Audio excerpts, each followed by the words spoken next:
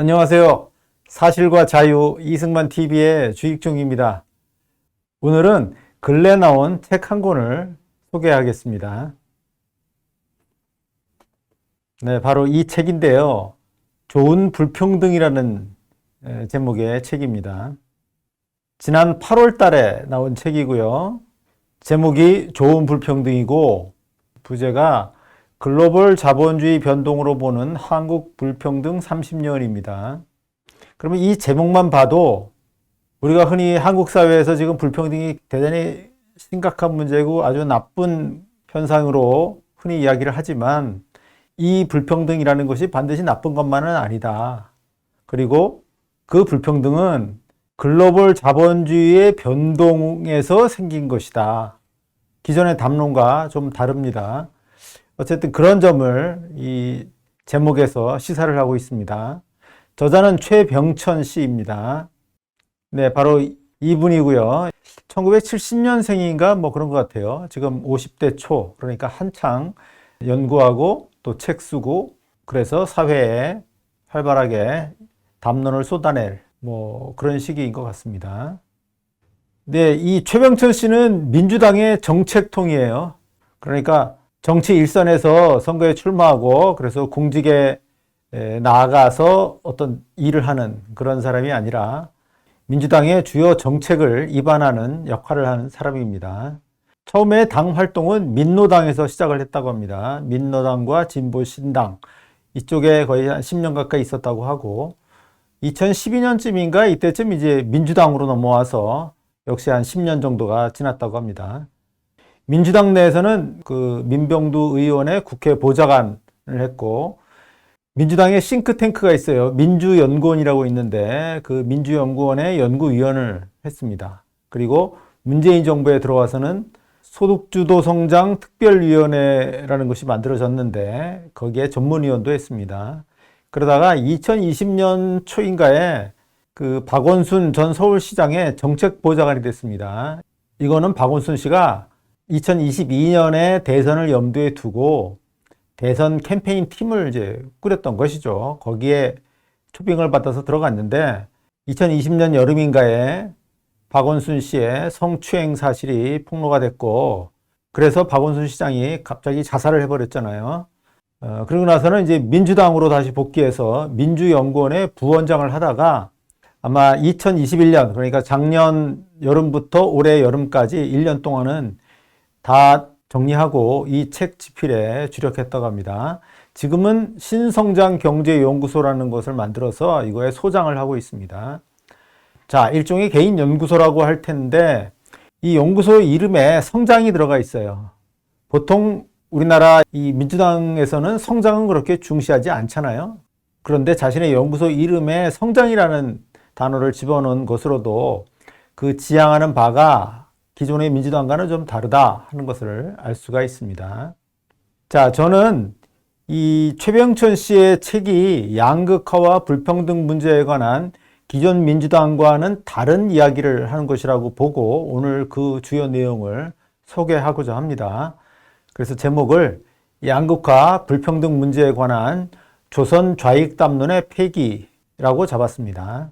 1이라고 붙인 거는 오늘은 그 주요 내용만 소개를 하고 다음 시간에는 그것을 어떻게 봐야 할 것인가, 그 설명에 문제점은 없는가 하는 것들을 살펴보고자 합니다.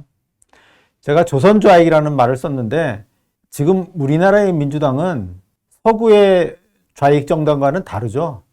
특권을 추구하는 정당입니다. 그래서 조선좌익이라고 이름을 붙였습니다. 자, 이 책에는 크게 세 가지 통찰이 담겨 있는데 이 세 가지가 모두 기존의 좌익 담론을 논파하는 것입니다. 첫 번째로 들 것은 한국 경제의 불평등 문제는 세계 경제, 특히 중국 경제의 규정력 때문이다 라고 설명하는 겁니다. 기존의 좌익 담론은 무엇일까요? 한국 자본주의가 나쁜 자본주의여서 불평등이 생긴다 하는 것이 현재의 좌익 담론입니다. 그런데 저자 최병천 씨는 한국 경제가 나빠서가 아니라 한국 경제가 세계 경제, 특히 중국 경제로부터 큰 영향을 입어서 불평등 문제가 생겼다. 이렇게 설명하는 겁니다. 그리고 두 번째는 이 불평등은 한국 경제가 잘 돼서 생긴 문제다 하는 이야기입니다. 즉 삼성전자나 현대자동차와 같은 수출 대기업의 아주 좋은 성적, 그 호성적이 낳은 불평등이다 하는 얘기입니다. 그렇게 되면 그 불평등은 어떻게 보면 좋은 불평등이라고 할 수도 있는 겁니다. 자, 기존의 좌익 담론은 뭐냐? 우리나라의 탐욕스러운 재벌이 외환위기 이후에 신자본주의를 이용해서 그 성과를 독차지했고 그 결과 불평등 문제가 생겼다 하는 거죠. 저자 최병천 씨는 재벌, 신자유주의, 비정규직이 민주당이 꼽는 적폐 3종 세트라고 지적하기도 했습니다. 그 다음 세 번째로는 빈곤은 저임금 때문이 아니라 비고용에서 온 것이다. 취업이 안 된 데서 온 것이다. 그래서 빈곤 문제는 곧 비고용 노인 문제다라고 본 것입니다. 기존의 좌익은 최저임금을 인상해서 빈곤 문제를 해결할 수 있다 이렇게 주장을 했고 실제로 최저임금을 대폭 인상하는 소주성, 소득주도 성장 정책을 펼쳤습니다.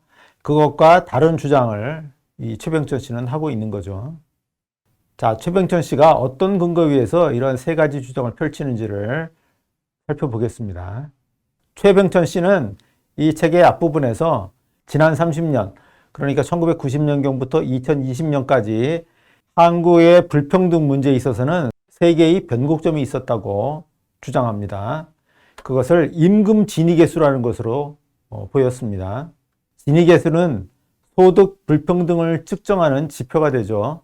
소득 불평등은 보통 가구 단위로 측정합니다만은 여기 제시된 이 그래프는 임금 진위계수예요. 그러니까 가구 단위가 아니라 개인 단위죠. 개인, 임금 노동자를 대상으로 해서 그 임금의 분포가 얼마나 불평등한가 하는 것을 나타내는 것인데 잘 아시다시피 진위계수는 낮을수록 소득이 평등한 거고 숫자가 커질수록 소득이 불평등한 겁니다.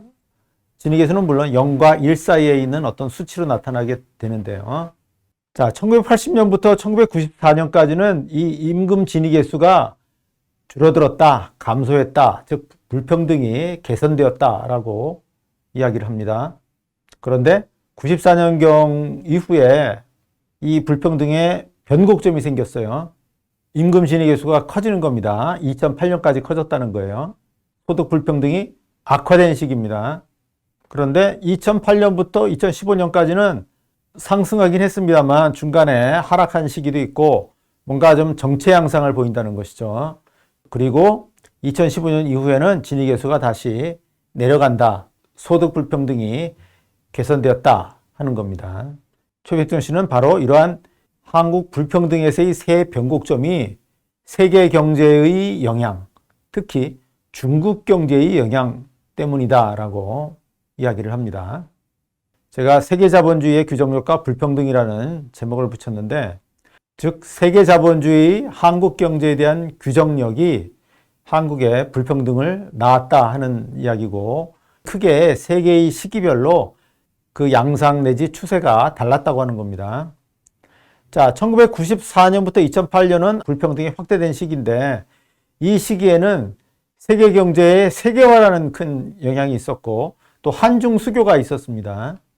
세계화는 1990년부터 91년 이때에 걸쳐서 동유럽 공산주의가 무너지고 또 소련방이 해체되죠. 그리고 시장경제체제로 전환합니다. 또 중국이 1992년부터 개혁개방을 가속화합니다.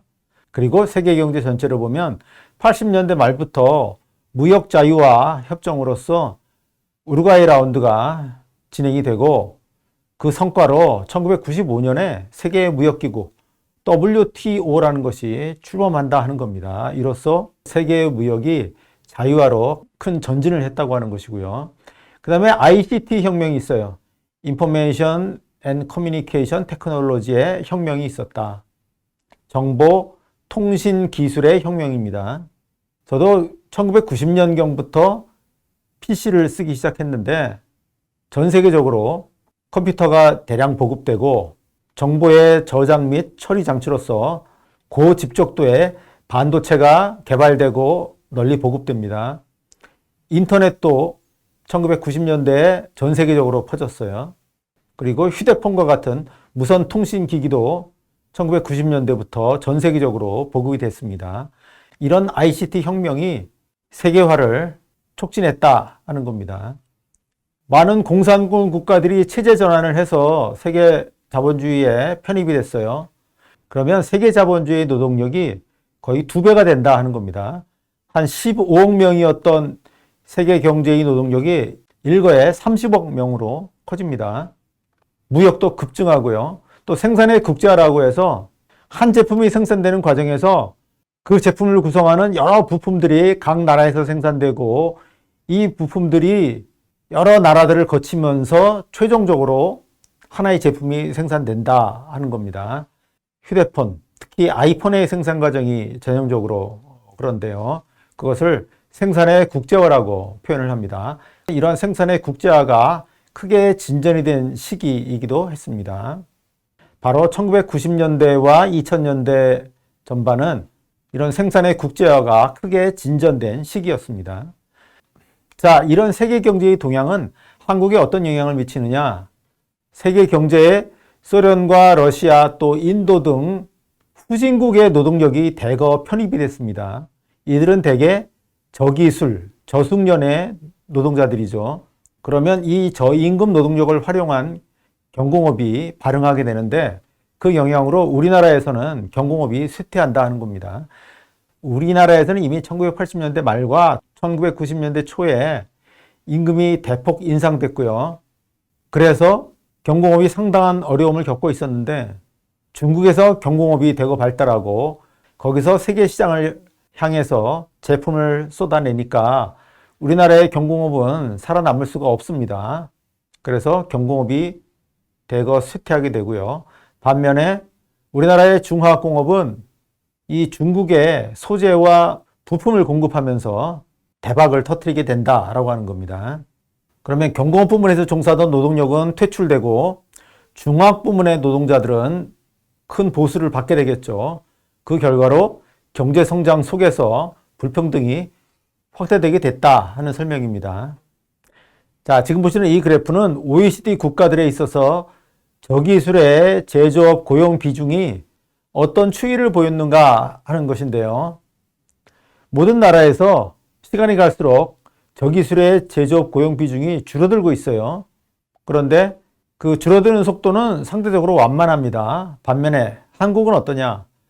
80년대 말부터 90년대 말까지 급속하게 이 저기술 제조업 고용의 비중이 떨어졌습니다. 최병천 씨는 바로 이것이 90년대의 세계화와 한중 수교의 영향이다. 그렇게 설명을 하는 것이고요. 자, 두 번째로 보실 이 그래프는 노동경제학자인 전병유 교수의 연구를 최병천 씨가 인용을 한 것입니다. 1992년부터 2002년 사이에 일자리 10분위별 취업자의 증감을 보인 것인데요. 자, 전체 임금 근로자들의 임금 수준이 있겠죠. 그 임금 수준을 크게 10단계로 나누는 겁니다. 이렇게 10단계로 나누면 맨 아래층부터 10%, 또 10%, 10% 이런 임금 수준이 있습니다. 각기 1분위, 2분위, 3분위의 근로자들이에요. 그 다음에 최상층에 10%에 해당되는 임금 구간이 있습니다. 그 이하에 10%에 해당되는 임금 구간, 또 그 다음 단계에 10%에 해당되는 임금 구간이 있어요. 이 세 구간, 즉 8분위, 9분위, 10분위 이 구간에 대해서 해당 임금을 받는 취업자가 어떻게 변했느냐 하는 것을 보인 겁니다. 1992년부터 2002년 사이에 이 상위 30% 구간의 일종의 고소득자죠. 고임금 근로자는 200만 명이나 증가했어요. 반면에 이 하위 세 구간에 있어서도 117만 명이 증가했습니다.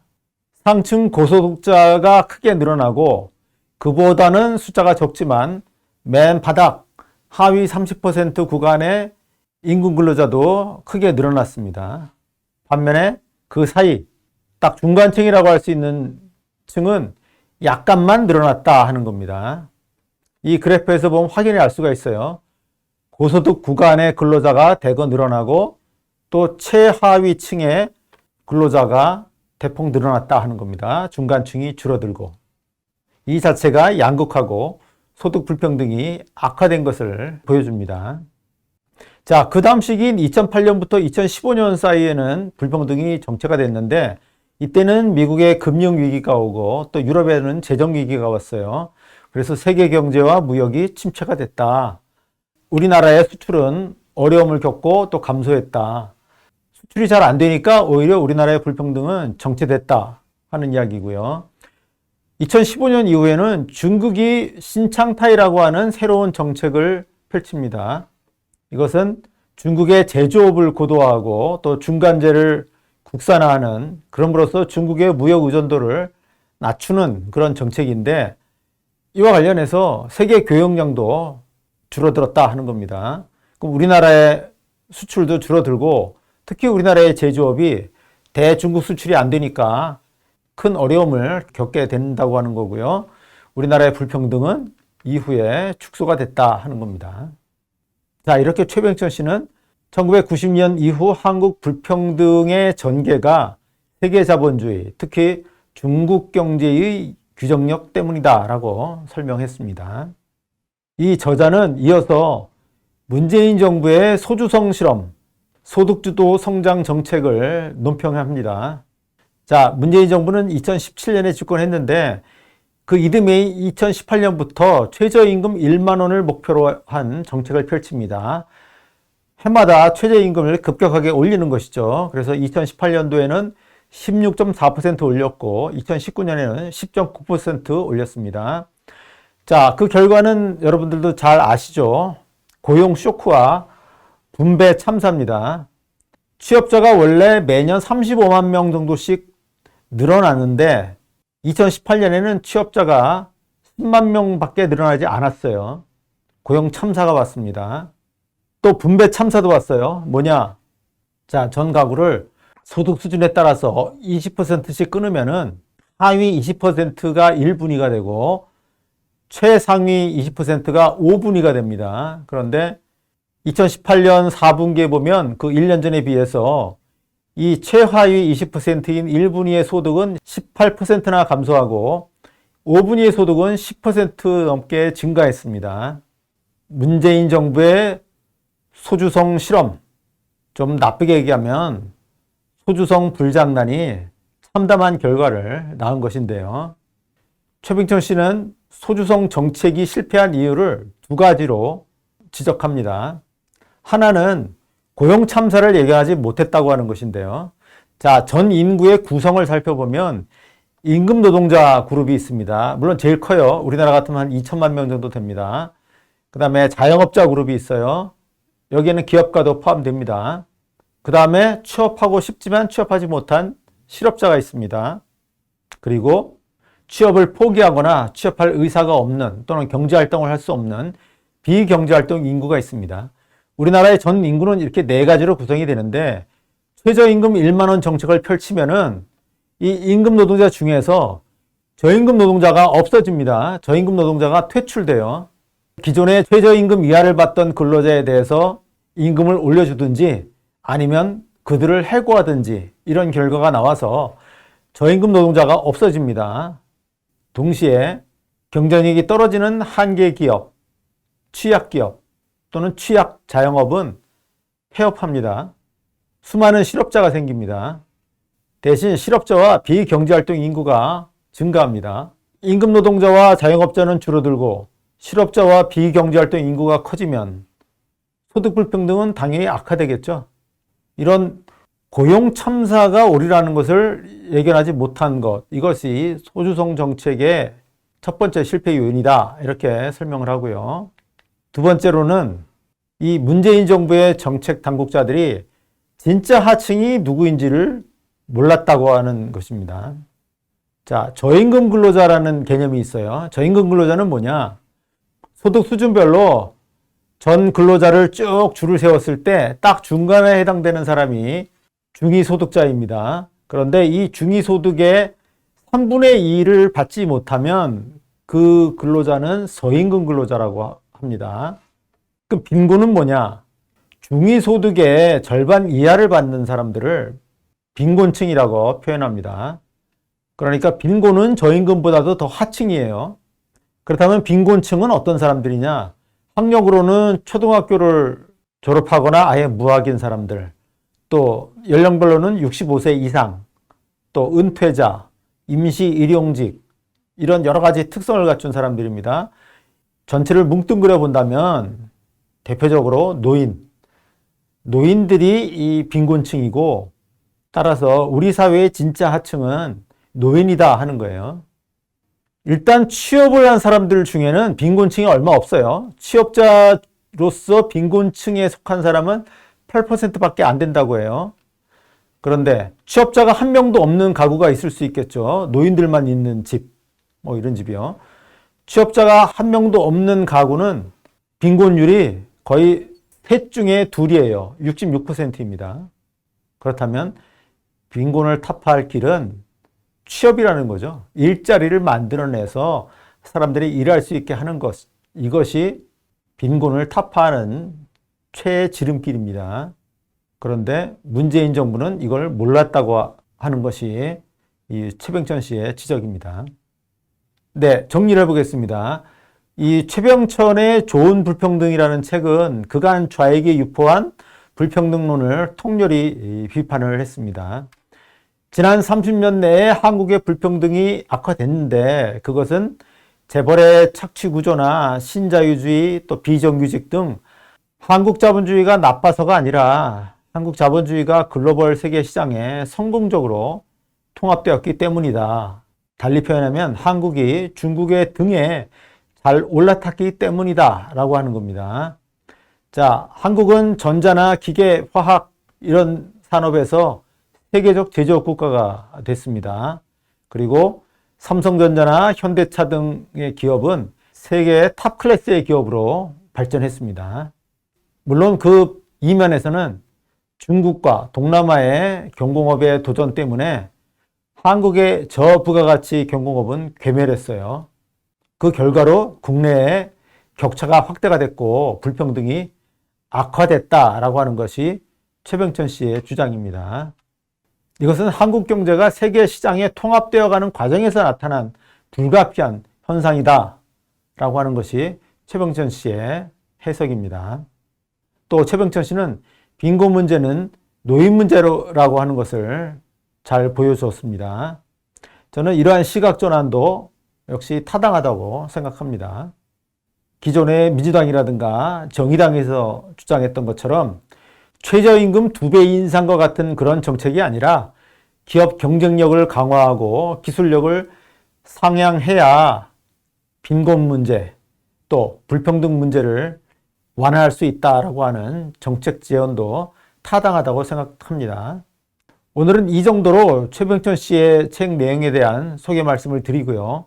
다음에 그의 이러한 주장에는 어떤 문제점이 있는지 이 책을 어떻게 평가할 것인지 하는 것을 생각해 보도록 하겠습니다. 네, 경청해 주셔서 감사합니다.